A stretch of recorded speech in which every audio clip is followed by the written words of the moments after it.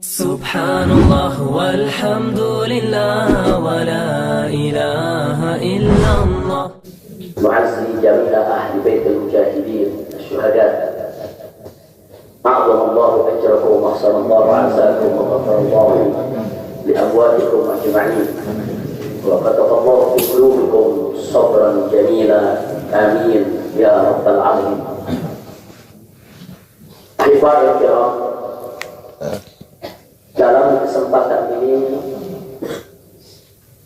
saya ingin menyampaikan beberapa poin penting untuk segenap keluarga para syuhada, segenap pengurus Dewan Pimpinan Pusat Front Pembela Islam, segenap laskar, aktivis dan simpatisan Front Pembela Islam, bahkan untuk seluruh rakyat dan bangsa Indonesia.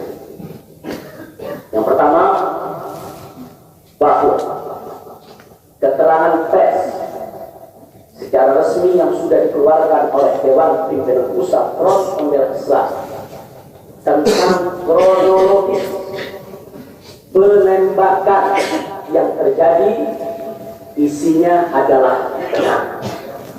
Sekali lagi saya sampaikan, kronologis yang sudah dibuat dan sebarluaskan oleh Dewan Pimpinan Pusat Front Pembela Islam, saya memberikan kesaksian sebagai salah satu saksi korban yang ada dalam kejadian bahwa isi keterangan pers itu benar.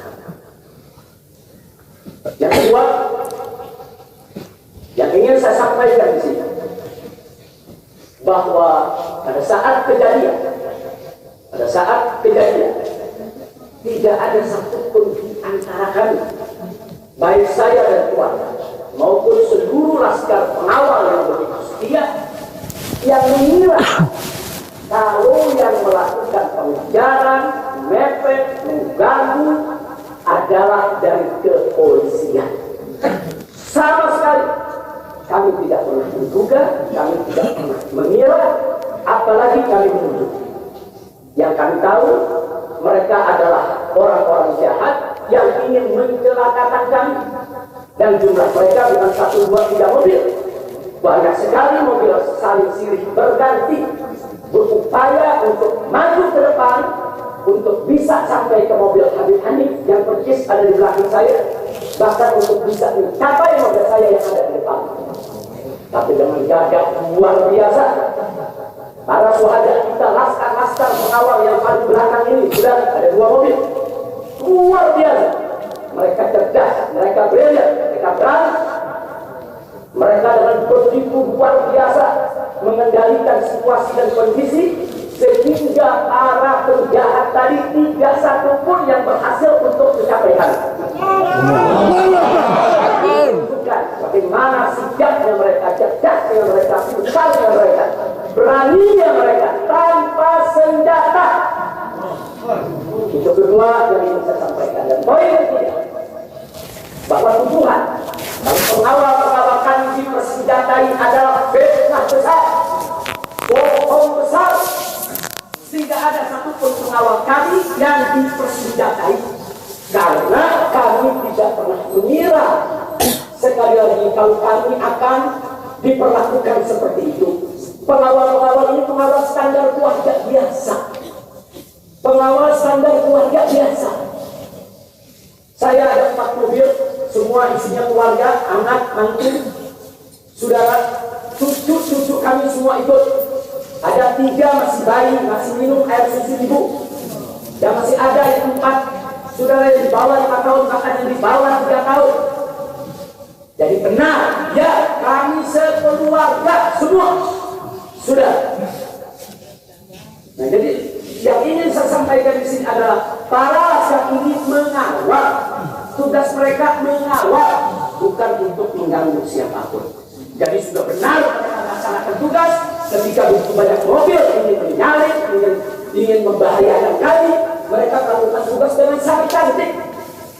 Mereka tidak mencelakai orang dengan sangat cantik, yaitu bagaimana mereka mengusir satu persatu mobil-mobil tersebut sehingga tidak berhasil masuk ke dalam rombongan. Dan subhanallah, ya, yang keempat yang ingin saya sampaikan di sini, dengan takdir Allah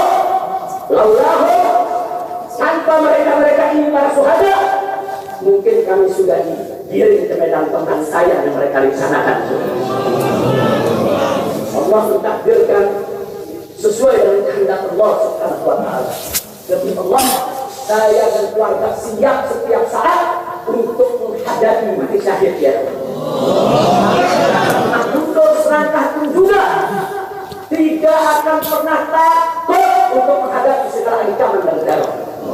Begitu saya sampaikan sekali lagi, 6 laskar yang mati syahid ini, mereka laskar yang luar biasa, mereka laskar yang setia. Bahkan Anda bisa dengarkan dalam rekaman-rekaman yang tersebar, yang viral di mana-mana ya kok. Bagaimana mereka tertawa, saudara senang begitu melihat saya dengan keluarga semua sudah terbebas dari penjara. Begitu mereka melihat saya dan keluarga semua sudah berhasil meluncur keluar dari penjara, mereka senang. Padahal sebentar lagi mereka akan dibantai, mereka digiring ke medan pembantaian. Dan sampai saat itu kami tidak pernah tahu kalau mereka yang melakukan pembantaian adalah pihak kepolisian. Kami tidak pernah tahu, kami tidak pernah sudut, kami tidak pernah menuduh. Bahkan dalam keterangan pers Dewan Pimpinan Pusat Front Pembela Islam masih dicantumkan orang tidak dikenal. Karena kami tidak berani menuduh siapapun tanpa bukti, kami tidak berani menuduh siapapun tanpa saksi. Itu ajaran Islam. Tidak boleh kita menuduh siapapun tanpa bukti dan saksi ya Pak. Tapi subhanallah, tatkala dari pagi sampai siang kami kerahkan laskar-laskar Kerawang dipimpin oleh pimpinannya masuk ke setiap rumah sakit di wilayah Kerawang, masuk ke setiap kantor polisi saudara di Kerawang, menyapu bersih itu jalan tol. Saudara, setiap rest area didatangi semua dalam rangka untuk mencari para syuhada ini. Di mana mereka? Di mana mereka? Tapi subhanallah, akhirnya Allah buka mulut yang membantai saudara. Allah buka mulut mereka. Allah buka mulut mereka saudara. Tak bisa mereka sembunyikan saudara. Allah Maha Kuat, Allah Maha Besar, Allah buka siang itu Kapolda Metro Jaya mengakui ya Pak. Kalau para penyerang, para penyergap, para penyumbang, saudara yang kami semua juga mereka bajingan penjahat, saudara yang ingin mencelakai kami, ternyata diakui sebagai bagian daripada penyelidikan, bagian daripada penyidikan Polda Metro Jaya. Bukan kami yang menuduh, mereka yang mengaku ya Pak. Kalau mereka menutup mulut, tidak pernah mengaku, sampai kapanpun kami tidak akan pernah tahu ya Pak. Subhanallah, Allah, hanya hitungan jam, saudara, Allah buka mulut mereka. Padahal kalau mereka menutup seumur hidup pun, kami tidak tahu ya Pak. Tapi Allah Maha tahu, Allah Maha berkehendak. Allah buka mulut mereka, saudara. Allah buka pengakuan mereka, saudara. Sehingga sekarang menjadi terang benderang siapa para pelaku penjahat itu, saudara. Ini poin-poin penting yang ingin saya sampaikan. Dan semalam saudara kita sudah membentuk tim untuk memeriksa secara utuh bagaimana kondisi daripada 6 jenazah syuhada kita. Saya sudah mendapatkan laporannya secara lengkap. Nanti pada saat yang tepat akan kita adakan siaran pers secara nasional, dan saya sampaikan kepada semua seluruh bangsa dan rakyat Indonesia, kami akan menempuh jalur hukum secara prosedur. Kami akan kejar siapapun yang terlibat dalam pembantaian ini. Kami tidak akan biarkan mereka tidur tenang.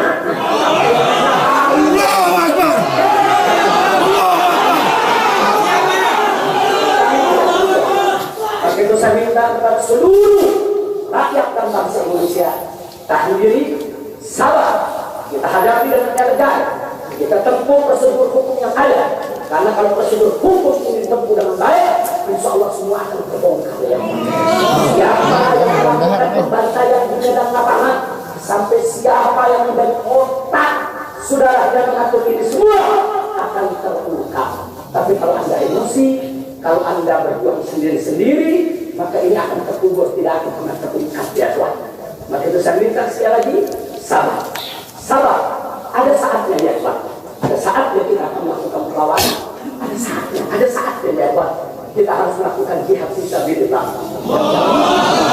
Jangan lupa, syuhada kita yang 6 ini mereka sudah melakukan tugas jihadnya, menjaga kabar, menjaga ulama, dan mereka sudah mendapatkan hadiahnya dari Allah. mati sebagai syahid. Insya Allah syahadat mereka diterima oleh Allah Subhanahu wa Ta'ala. Dan sengaja memang kami meminta bantuan dari keluarga masing-masing untuk bisa mereka dimakamkan di pondok pesantren ataupun ulama syariah ini. Akan tapi salah satu daripada syuhada kita atas permintaan keluarga mereka, ibundanya yang begitu cinta kepada sang anak ya Tuhan, dibawa ke rumahnya dan dikubur di rumahnya. Jadi sekali lagi mudah-mudahan semua syuhadanya nanti diterima. Saya tidak ingin perpanjang lebar lagi, tapi sekali lagi bahwa DPP FPI sudah berkomitmen dengan seluruh ormas-ormas Islam yang ada ya Pak, dari saya bagaimana ormas-ormas Islam sudah memberikan pernyataan sikap dan berbagai kalangan di mana kita kompak semua satu kata bahwa harus membentuk tim pencari fakta independen yang melibatkan semua elemen, yang melibatkan Komnas HAM, Amnesty Internasional. Bahkan kami minta juga Komnas HAM anak untuk ikut berbuat, karena di dalam kejadian itu ada 3 bayi dan masih ada lagi yaitu 4 balita ditambah 1 lagi balita dan salah seorang anak kerabat kami ya Pak. Jadi pada kejadian itu tidak kurang dari 12 wanita, 3 bayi dan 6 balita yang masih berada di bawah usia 5 tahun.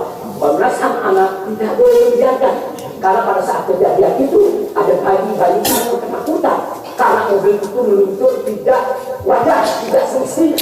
Dalam goncangan mobil tersebut, bayi-bayi itu menangis, ibu-ibu itu menangis, mereka terteror, terintimidasi, mereka bukan tidak takut, ini satu teror yang luar biasa. Nah, karena itu sekali lagi Komnas HAM perempuan, Komnas HAM anak, mereka semua harus ikut terlibat. Tidak boleh ketidakadilan, tidak boleh kedoliman semacam ini dibiarkan terjadi di negara Kesatuan Republik Indonesia. Kalau hari ini kejadian sadis brutal seperti ini bisa menimpa saya dan keluarga, bisa menimpa 6 syuhada ini ya Tuhan, maka kalau dibiarkan besok akan bisa menimpa siapa saja warga negara Indonesia di negeri ini. Maka itu saya ajak semua elemen bangsa ini, dari mulai presidennya, DPR-nya, dan seluruh institusi kenegaraan terlibat, yaitu secara bersama-sama untuk mengungkap fakta yang sebenarnya apa yang terjadi di balik semua ini. Itu saja yang bisa saya sampaikan. Sekali lagi ya Tuhan, malam itu saya dan keluarga keluar lewat dari jam 10 malam. Kenapa kami lewat dari 10 malam? Karena kami pikir kalau keluar jam 7 atau bakal maghrib banyak krodit macet di jalan ya Tuhan. Nah, lewat dari jam 10 supaya jalan agak senggang. Nah, kami harap sekitar jam 12 atau lewat kami sudah sampai di tujuan. Tujuan kami suatu tempat peristirahatan yang memang cocok buat kesehatan.